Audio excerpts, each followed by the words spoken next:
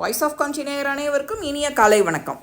உண்மையான பக்தி உடையவர் யார், எப்படி கண்டுபிடிக்கிறது அப்படின்னு ஒரு நாளைக்கு 2 தேவதைகளுக்கு சந்தேகம்.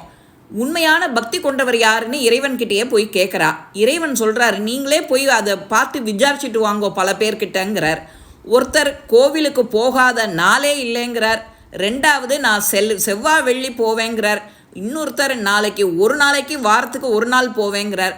இன்னொருத்தர் சொல்கிறார் கஷ்டம் வரும்போது போவேன். இதை எல்லாத்தையும் கேட்டுகிட்டே இருந்துட்டோ அந்த வழியாக திடீர்னு ஒரு வழிப்போக்கர் அவனை நிறுத்தி, நீ கடவுளை பற்றி நினச்சது உண்டா, பக்தி பண்ணுவியான்னு கேட்டால், எனக்கு அதுக்கெல்லாம் நேரமே கிடையாது, அவசரமாக சிலருக்கு உதவி செய்ய வேண்டியிருக்கேன், நான் போயின்னு இருக்கேன் அப்படின்னு சொல்லிட்டு போயிட்டே இருந்தானாம்.